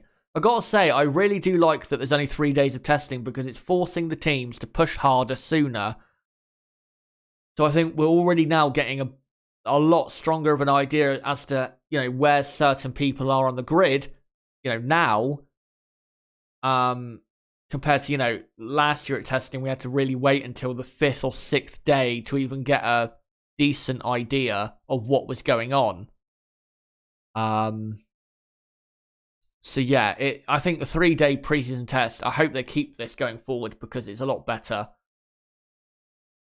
What I'm going to try and do, though, is I am going to try and get a picture on screen of Sergio Perez's engine cover flying off. I just want to show you guys, because obviously I tried to show it earlier, but I couldn't find it at the time, so let me get it on screen for you guys. As Leclerc is on the C4 and starting a quali sim. So yeah, let me get this picture up quickly for you guys. So, and let me just quickly shrink that. So yeah, you can see there. You know, you can see the bits behind. So as he pulls out from behind, the engine cover just exploded and fell all over the track. That's why there was a red flag, just to show you guys that. So there you go. As Leclerc's done a personal best first sector. With this lap, Leclerc's got to be getting right up there with Lando Norris. You know, say on the same lap time, if not maybe slightly quicker, because he's nowhere at the minute. And they're doing similar programs. You can tell just by watching the cars. And Leclerc is 4/10 down in the middle sector, or, you know, overall so far on the lap, as Lance Stroll goes up to 5th. Don't know what tyre he was on. Yeah, this is not... These quali sims at Ferrari do not look good at all. Unless they're holding back a lot of power or fuel, they do not look strong at all to me. He goes up to P4, 7/10 down on Gasly. But I think what makes it especially bad is he's about half a second down on Lando Norris, or just over half a second down on Lando Norris on the same compound. And I think they are running similar programs. So, yeah. Ferrari, I don't really think have had a good day today. If you look at, again, the race runs from earlier, when AlphaTauri were lapping quite quick compared to them, which is obviously embarrassing. And then when you look at their quali sims, which are just not impressive at all, just feels like 2020 Part 2 or 2019 Part 3. So let me just update the order. So yes, Stroll is up to 6th now, pushing Perez down to P7. Is a replay of Pierre Gasly changing his helmet. Obviously, there must be some issue with his helmet. There's something bothering him. But yeah, there you go. Gasly top at the minute from Lando Norris, and then Giovinazzi, Leclerc, Bottas, Stroll, Perez, Alonso, Stroll. I've got Stroll twice. Let me just update that. So it's Ricciardo 8th, and then it's Alonso, and then Latifi. Let me just update that.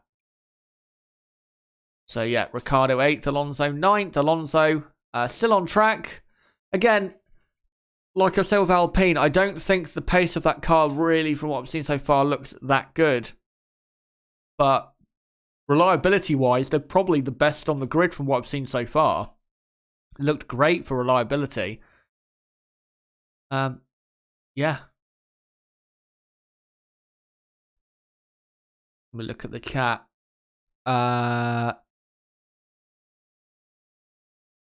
Super Kev says, I'm sorry, Ferrari still looks shit.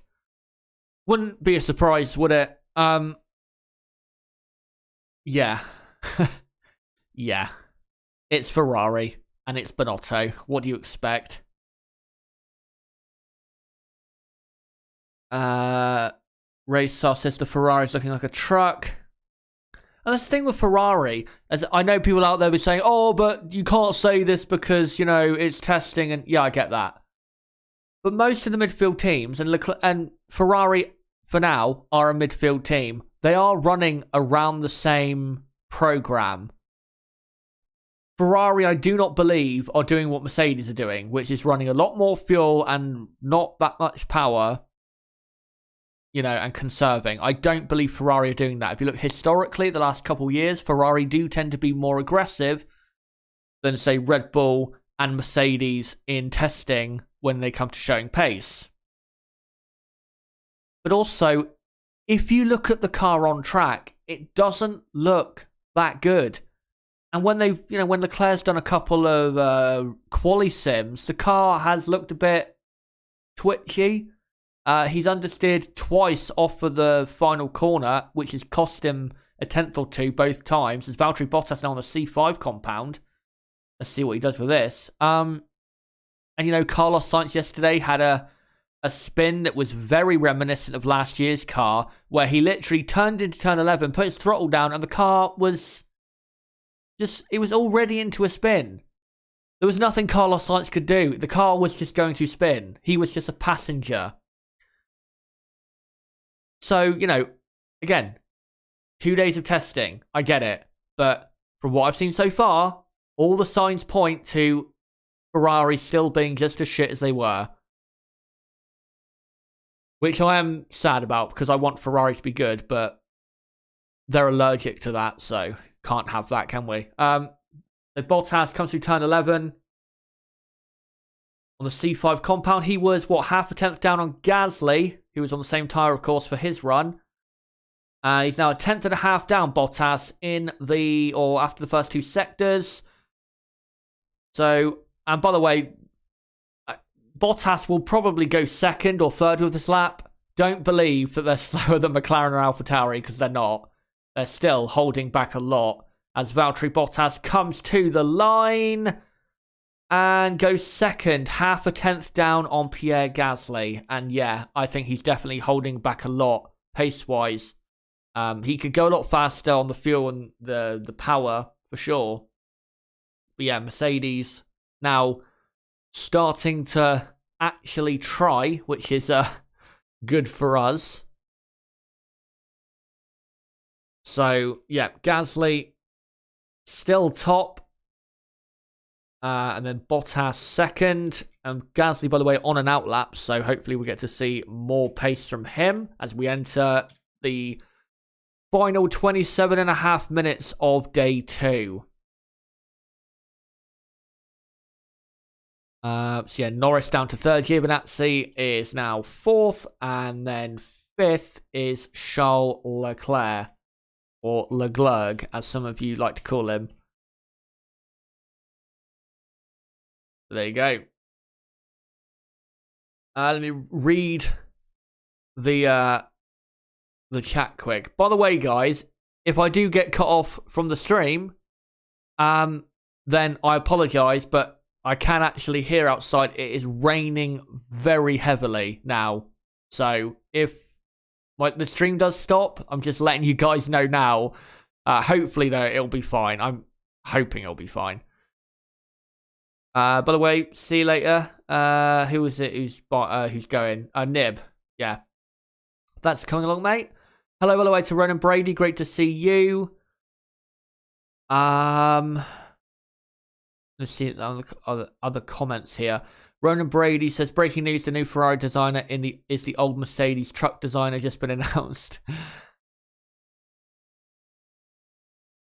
Really impressed by Alfa Romeo so far, says Francisco. I think you'd have to be. They look amazingly quicker than they were this time last year. It's a completely different car to what that was. That car just looked like an old man crossing the street. That's basically what the 2020 Alfa Romeo looked like at the start of 2020. It was so bad.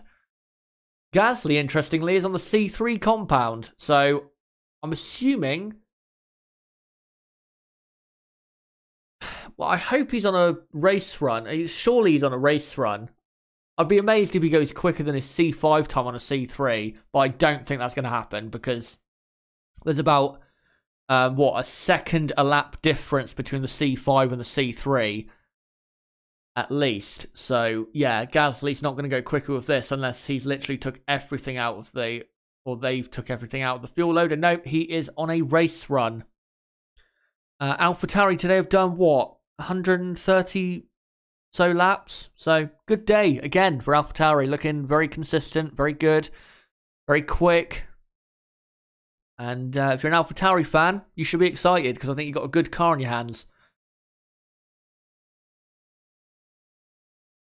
Super Kev says Martin Brundle on the Mercedes pace. It's starting to look like a race car. Well, yeah, yeah, I agree. That's what I'm saying.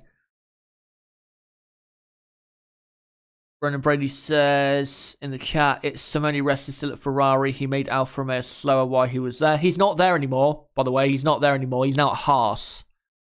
There isn't actually a technical director at Ferrari anymore, like a person in that exact role. They do have different people in certain roles for the chassis and the aerodynamics and the engine and all of that, but they don't actually have from what I remember from a couple months ago when I was researching Ferrari for the video I made on them, they don't actually have a nominated technical director like they had when Arriva Bene was team boss, which probably explains why they're so shit still. By the way, as well, as I say that as Leclerc has a purple first sector, I did actually make a Ferrari 2020 review, guys. If any of you have not seen it, it's down below in the description.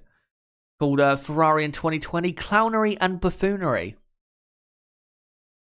As Leclerc as well. Lance Stroll goes up to P4. I'd really want to know what tyre he's on, though, because if he's on a C3 compound, he's flying along. Leclerc now quarter of a second down on Gasly in the first two sectors.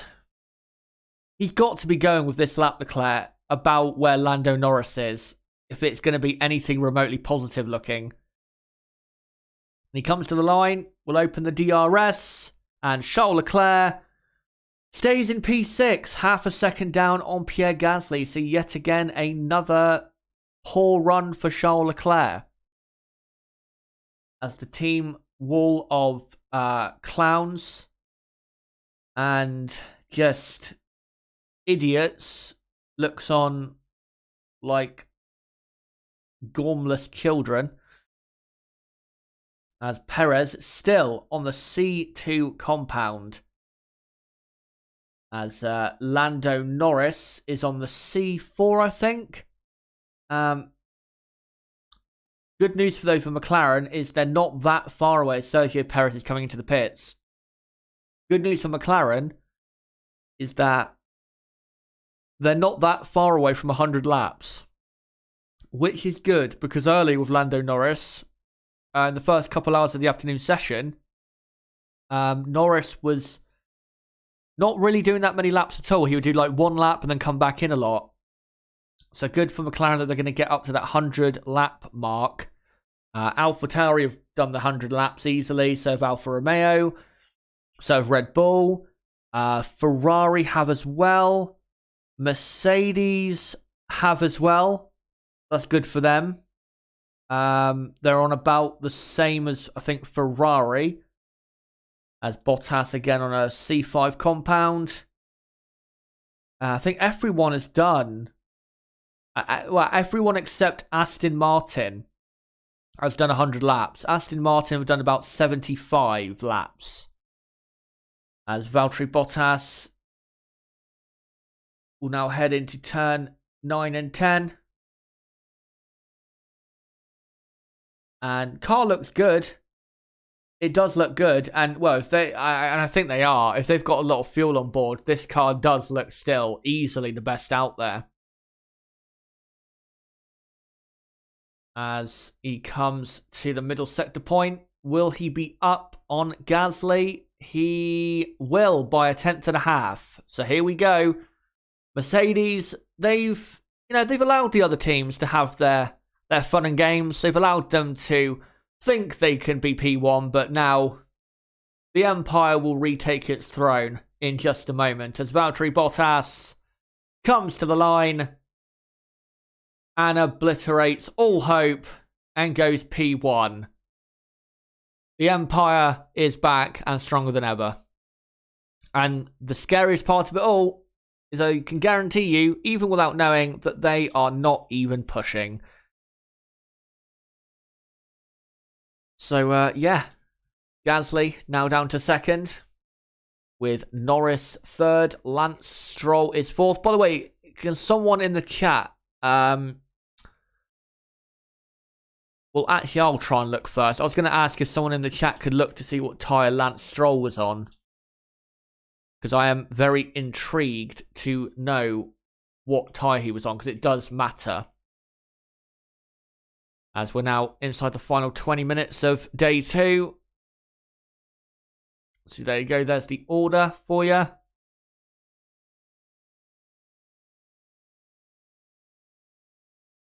Ronan Brady says, honestly, Chazzy, your video about Ferrari is one of the funniest ever. Thank you very much. Max did like 1,000 laps yesterday. It felt like 1,000 laps. As Giovinazzi's on track on the C3, so he's doing a race run. Ronan Brady says, Chazza, I'm backing Max for the title, just more out of hope though, rather than the belief. Yeah, that's the only way you can do it. There's no... If you actually believed Max Verstappen could win the championship, then I think you should be drug tested, to be honest. More than once. Let me just see if there's any comments here I've missed. Tonka, I can't make fun of Lettuce Head anymore. Well, if you watch IndyCar, you can. By the way, it's good to see him all good and, racing, because that accident was still terrifying to watch or even think of. So it's great to see that he's, racing again and all that. I know, Ronan Brady, I know you don't believe it, but if I'm saying if you did, you'd need to be drug tested, because, that's just, it's just, as I said in that Mercedes video, it's just wrong thinking, isn't it? To think that anyone other than Mercedes can win. Fernando Alonso out on track, now on the C2 compound. Perez pits for another set of C2 tyres, so Alpine and Red Bull are just trying to get the miles racked up. Really, the only focus, I guess you could say, for the rest of the session is on that top 6. Bottas, Gasly, Norris, Stroll, Giovinazzi, Leclerc, because they look to be pushing harder. So Lance Stroll, he's set at 130.6 on the C4 tyres, which is interesting. Lando Norris, his lap time, I cannot remember what it was. And Stroll is actually going for another lap. But I think Stroll was close to Norris there, which would point to those two teams, if they are on similar programs, which I believe they are, to be about the same pace-wise, which is, to be honest, expected, because that's how they were only a few months ago at the end of 2020. As Stroll does not set a personal best first sector. Quite a bit of understeer in those two corners, turn 7 and 8, or turn 6 and 7, sorry. As he comes through the turn 8 airpin, now into turn 9 and 10. And looks fine through there. Now he'll open the DRS. This is where the Aston Martin should be at its strongest. The second half of the lap. Again, understeer in turn 11. So Aston Martin not got the best front end. Comes to the middle sector, and yeah, he's not improving on this lap. So this will probably be a slower lap for Lance Stroll. To me, it just looks like he has just a bit of understeer in a lot of the corners, the Stroll. The rear end looks fine. Just again, understeer. That corner was fine for understeer, but there's others where it just looks a bit off. As Stroll comes to the line and goes a few tenths slower than his personal best. But yeah, that's the first from the lap, his best lap with Lance Stroll. The best lap he's done so far has been, without a doubt, the first really representative lap that Aston Martin have done in terms of single lap pace. And by the looks of it, as I said, it looks as though McLaren and Aston Martin are about the same pace-wise, which is not really a surprise. I mean, it's good news because, of course, we want things to be close, but it's not really a surprise that there's only, a tenth or maybe 2 tenths at most separating them. As Norris now on the medium, C3 medium compound. And he's on a race run, I assume. I think most people now are doing some race runs to finish the day. Ronan Brady says, amazed at how quick Alonso recovered from the cycling accident. I think, to be honest, the reason, and I am a bit amazed as well, but when you think about it, look at what he is, a racing driver. Racing drivers are made of fucking steel. Those guys can come back from anything like nothing, like no time has passed. Look at Niki Lauda back in the day when he had that fiery crash at the Nürburgring. I mean, he was back, a month later? Or 6 weeks later, something like that? A regular person probably would have never got in a racing car again. Whether that then be not even trying or not have the strength to. But, racing drivers are just made of steel. They are able to take, and look at Grosjean, still racing now in IndyCar. They're able to take monumental amounts of, pain and possible, and go through moments that could cause possible serious PTSD and still come back a lot quicker than the normal human being and be at the level that we all expect them to be at. So I don't think it's a surprise from the point of view that he's a racing driver. I think if a normal person had done what he had done, they would be out for months with what he had. But because Alonso has had, he's a racing driver, he's been racing for so long, and he's had other accidents in the past which have caused damage, such as his concussion in 2015 and the crash he had at the 2016 Australian Grand Prix. To him, it's not, I mean, it's a big deal, but it's not, career ending because the guy is just so mentally and physically strong. And again, racing drivers are, and that's why I respect them so much, because they can go through so much agony mentally and physically and still be fine mostly. Nicholas Latifi, by the way, has gone up to P7. Don't know what tyre that was on, but nice to see that. Which relegates Sergio Perez down to P8. Ricciardo down to 9th. And then Alonso, who is now pitting for a race-style pit stop, is P10.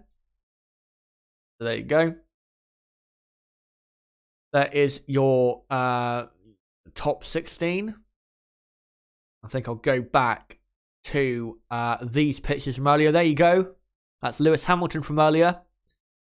Continuing the bad day it's been. So they're just showing on the TV what compound everyone set their time on. So Bottas C5, Gasly C5, Norris C4, Stroll C4, Giovinazzi C5, Leclerc C5.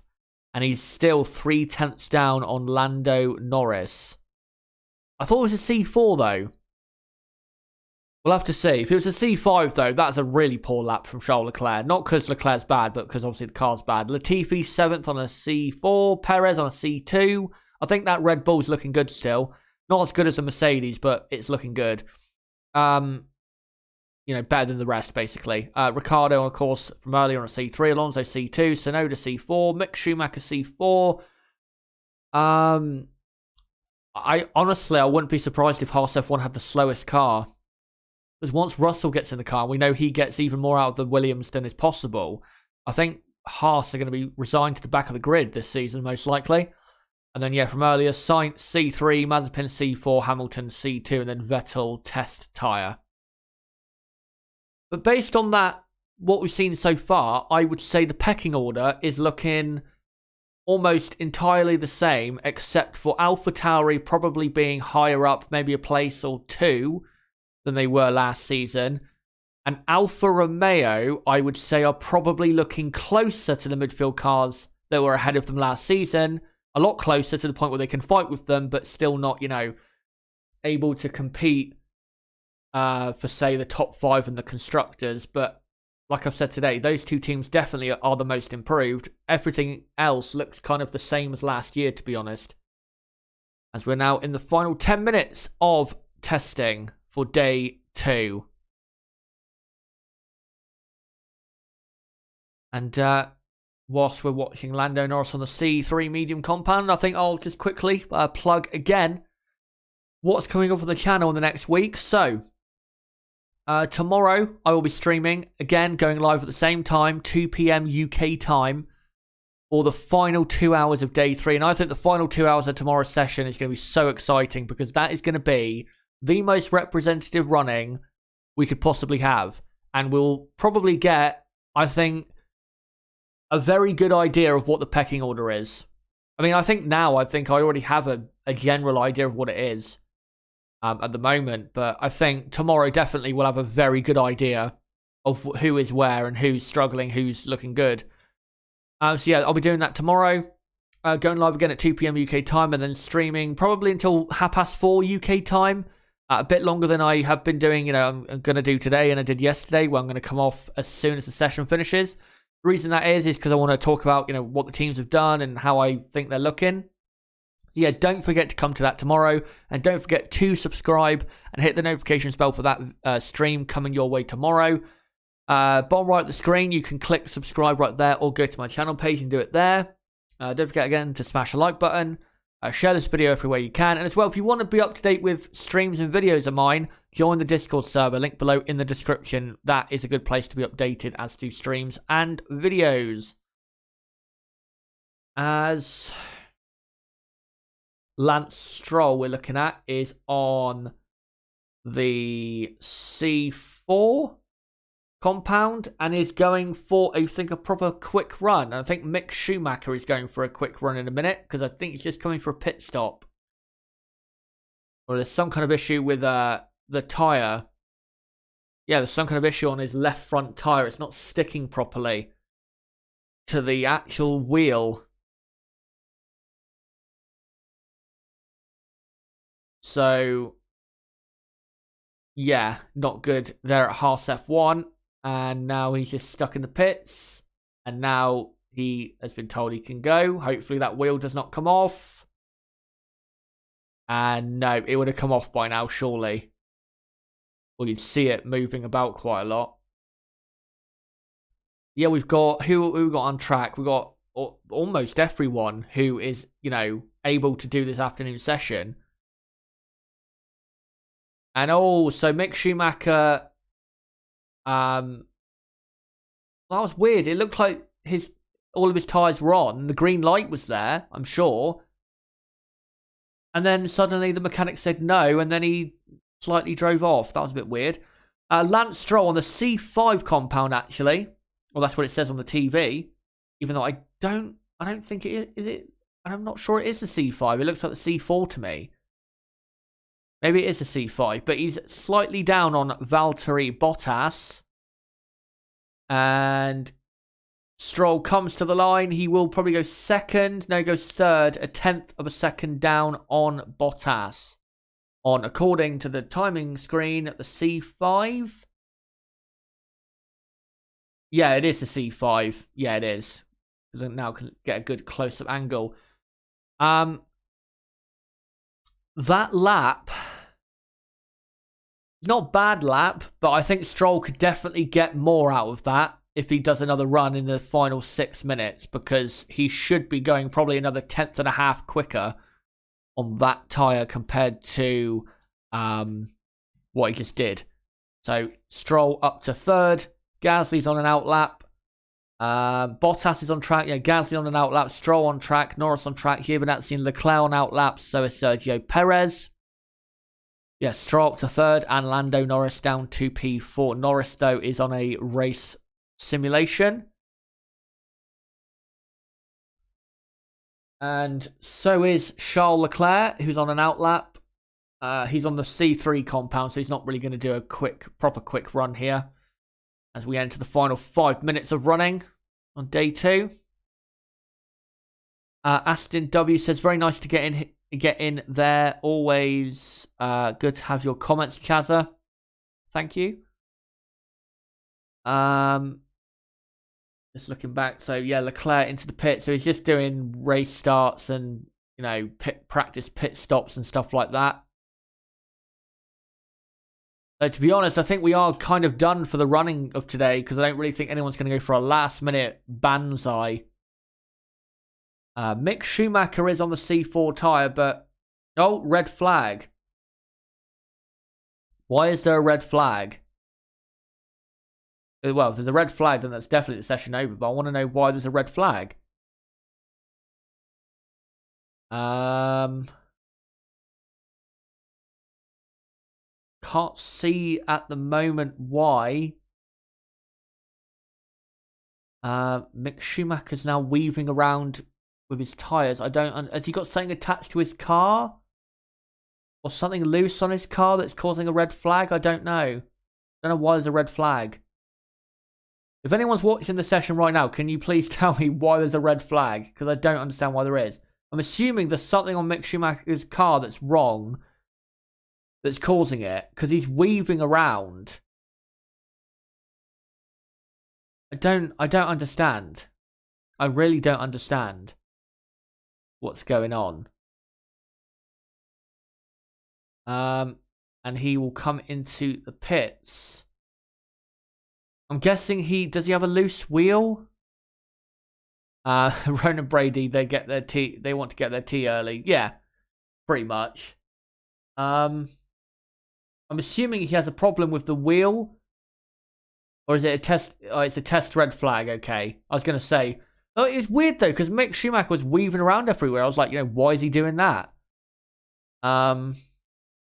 Maybe, he has a wheel problem, and that's why they red flagged it as a precaution. So if the wheel comes off. But no, Dark Vader 248 in the chat says it's a test red flag, and I believe him because I have done that in the past. So, yeah, that's the day over, isn't it? So, I think I am going to wrap up, guys. Thank you very much for coming along to this stream covering the final 2 hours of pre-season testing here on day 2. And, yeah, it's been a very interesting day. And I think definitely we can come away from this session knowing a lot more of the pace of the teams and the pecking order. And definitely, as I've said, AlphaTauri and Alfa Romeo, they are definitely the biggest improvers and are, I think, probably going to cause an upset maybe tomorrow with some more lap times, and maybe they will at the first Grand Prix as well, which of course takes place at the exact same track.